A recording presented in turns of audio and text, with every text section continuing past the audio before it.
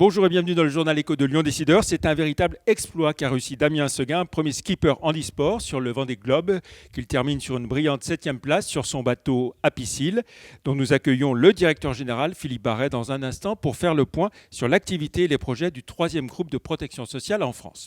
Mais pour commencer, en bref, les résultats de l'étude annuelle de la Banque de France dans la région auprès de 4200 entreprises. Sans surprise, 2020 a été une année noire pour l'économie régionale. L'activité a chuté de 9,8% dans l'industrie et de plus de 13% dans les services.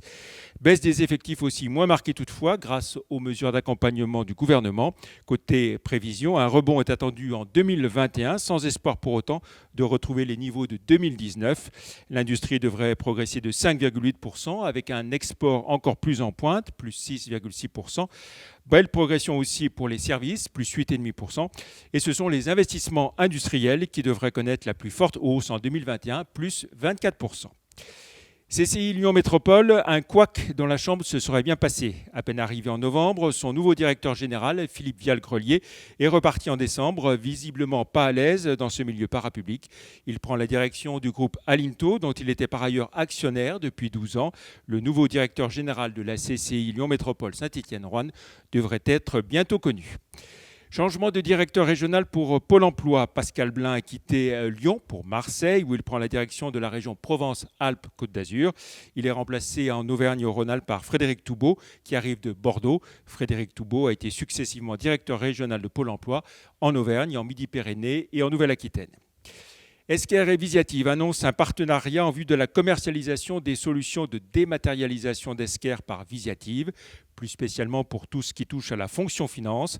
C'est le deuxième accord pour Esker avec une SS2I lyonnaise. Le premier partenariat avait été signé avec Sword Group au printemps. Enfin, le chiffre du jour, 12, comme le nombre de startups qui vont être accueillies dans quelques semaines par le PAC, l'accélérateur de startups dédié au monde sportif, créé par le Loup, GL Events et le Crédit Agricole Centre-Est, et qui sera basé au Matmut Stadium Gerland.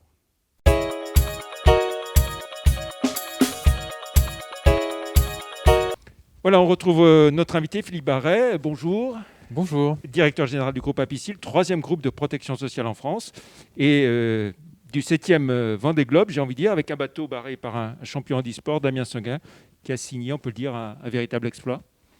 Oui, je crois que d'ailleurs les médias le disent, donc ça doit être vrai. En tout cas, un exploit dont on est, nous, Apicil, particulièrement fiers, puisque c'est le premier sportif handicapé à prendre le départ, le premier à terminer, et effectivement, en étant dans la course à la victoire, et en tout cas dans le peloton de tête pendant toute la durée du Vendée Globe. Alors, ce qu'on peut dire, c'est qu'Apicil et Damien Seguin, c'est une histoire qui remonte à plusieurs années maintenant. Et on peut dire aussi que le handicap, c'est quelque chose qui mobilise depuis de longues années aussi. Oui, tout à fait. Alors, Damien fait partie de ce qu'on appelle la Dream Team d'Apicil, qui sont des sportifs en handisport qu'on soutient au long cours. Alors, c'est pas les mêmes depuis le début, puisque effectivement ils ont pris leur retraite pour la plupart. Donc Damien n'est pas le premier, mais effectivement c'est celui qui du coup a la notoriété la plus importante et qui illustre, je dirais, le mieux ce que l'on cherche à promouvoir, c'est-à-dire l'inclusion tout simplement, puisqu'il a fait cette course parmi tous les autres, valides ou pas. Il a fallu se battre pour qu'il obtienne de pouvoir disputer une course. Oui, effectivement, ça peut paraître surprenant, mais quand il est arrivé sur le circuit des courses au large, en parallèle en fait de son parcours d'athlète paralympique, et bien il a dû se bagarrer effectivement pour pouvoir simplement prendre le départ. Donc c'est le simple fait d'être au départ était déjà une victoire pour lui. Oui. Voilà, parce qu'il faut le rappeler, oui, Damien Seguin, triple médaillé olympique, Athènes, Pékin et Rio. C'est cela. Alors sur le plan financier, ce sponsoring, c'est aussi peut-être moins onéreux que le maillot de l'OL par exemple. Je sais pas, le maillot de l'OL c'est trop vieux, je me souviens pas. Alors effectivement c'est quand même des budgets, significatifs, mais bon qui restent à la portée du groupe Apicil. Et encore une fois, bon, alors, il a un bateau qui est pas de dernière génération, donc il est moins cher. Mais surtout c'est vraiment le projet qui nous a séduit. On n'était pas forcément parti pour aller dans la voile, mais voilà, cette idée de dire finalement, moi je suis un sportif handicapé, mais d'abord je suis un sportif et donc je veux faire mon sport avec les autres. C'est cette idée-là qui nous a motivés. Voilà. Et on peut être handicapé, faire du sport, travailler, c'est un peu tout ce que vous cherchez à démontrer. Voilà, exactement. C'est une illustration, mais dans la vie quotidienne, effectivement, c'est ce qu'on cherche à promouvoir en tant qu'employeur, en tant qu'assureur aussi. Alors l'aventure continue encore avec Damien Seguin. Il y a quoi? Il y a une Transat Jacques Vabre à la fin de l'année, c'est ça? Oui, tout à fait. Une Transat Jacques Vabre, puis on repart. Rien n'est encore conclu, mais on a très envie de repartir sur un autre cycle avec lui jusqu'au prochain Vendée Globe 2024. Voilà, très bien. Alors Apicil, désormais, troisième groupe de protection sociale en France. Ça y est, on peut dire que vous êtes dans la cour des grands. Oui, alors c'est pas un objectif en soi, mais disons que c'est quand même important d'être parmi, on va dire, les acteurs qui comptent sur le marché. Donc on prend ça effectivement comme une reconnaissance d'être troisième GPS, d'être entré dans le top 20 des assureurs français. Voilà, même si c'est pas un sujet d'être le premier, mais voilà, de faire partie des acteurs connus et reconnus. Alors justement, si on devait définir la stratégie du groupe Apicil en quelques mots, qu'est-ce que vous diriez? Alors on est au début, on est à l'aube d'un nouveau plan stratégique, puisque le précédent qui s'appelait Défi 2020, donc c'est terminé en 2020. Et pour vraiment synthétiser, je dirais que notre stratégie va consister à continuer d'honorer la raison d'être que nous nous sommes donnée, et qui est, par une relation proche et attentionnée, soutenir toutes les vies, toute la vie. Donc le début caractérise notre ambition de relations clients exemplaires, dans la qualité de relation, dans la confiance réciproque. Le milieu, le verbe soutenir, ça exprime le fait que nous sommes un acteur engagé, qu'on n'est pas uniquement dans l'assurance au sens de la réparation des dommages, mais dans la prévention, dans l'accompagnement.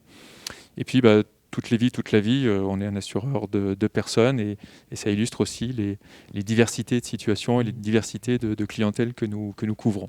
Voilà. Et puis ce qu'il faut rappeler, c'est que vous êtes donc un groupe paritaire et mutualiste, et ça aussi, ça reste un marqueur fort pour vous. Bien sûr, puisque c'est un marqueur à la fois d'une gestion désintéressée au sens premier du terme, puisqu'il n'y a pas d'actionnaire à rémunérer, et puis aussi parce qu'on est toujours finalement rappelé la corde de ce qu'on fait pour nos clients, puisque nous sommes gouvernés par nos clients. Alors vous êtes présent sur les secteurs donc l'assurance santé, la prévoyance, l'épargne, services financiers, la retraite. C'est ça un peu tous les domaines que vous explorez? Tout à fait, c'est l'ensemble de ce qu'on appelle l'assurance de personnes. Une stratégie de longue date de recherche de diversification dans ce périmètre-là.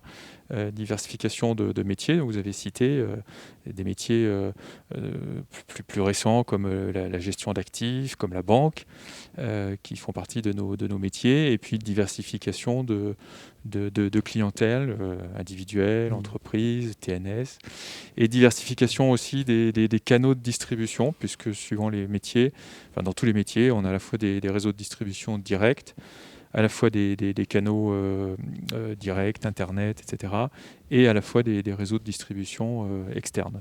Avec pas mal d'acquisitions aussi ces dernières années.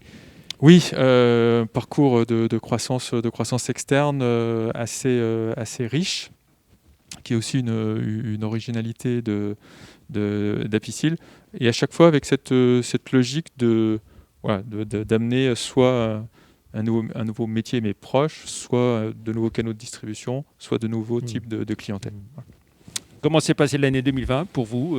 J'imagine qu'elle a été compliquée comme pour la plupart des entreprises. J'ai décidé que j'interdisais d'employer le terme compliqué en 2021. Je l'ai trop entendu en 2020, effectivement. Donc je dirais qu'elle a été exigeante, éprouvante, avec plusieurs périodes quand même. Et du coup, vu d'aujourd'hui, beaucoup de satisfaction aussi. Pas seulement la satisfaction qu'elle soit terminée. Mais la première période, celle du confinement, parce que là, il a fallu se mettre en travail à distance de façon rapide, immédiate. Ça a bien fonctionné. Ça n'a pas été le cas dans toutes les entreprises. On a réussi à communiquer avec nos clients. Alors, il faut se remettre aussi dans le contexte. Il y avait beaucoup de choses qui étaient très très incertaines, y compris d'un point de vue contractuel. Juste pour citer 2 exemples, les personnes qui ne pouvaient pas télétravailler parce qu'elles devaient garder leurs enfants parce que l'école était fermée. Elles avaient le droit d'être en arrêt de travail, donc est-ce qu'on les indemnise, est-ce qu'on les indemnise pas. Ensuite, les indemnités de chômage partiel, est-ce que c'est compris dans l'assiette, pas compris dans l'assiette des cotisations. Donc beaucoup de choses qui variaient. On a su communiquer avec nos clients dans ces périodes d'incertitude. Et surtout, on a tenu tous nos indicateurs opérationnels. La satisfaction client a augmenté, donc on a, d'un point de vue opérationnel, on a très bien traversé cette période. Et donc ça, c'est un motif de satisfaction, même si on aurait préféré s'en passer. Voilà, avec quand même une baisse de chiffre d'affaires, j'imagine. Oui, bien sûr. Alors, on fait pas partie.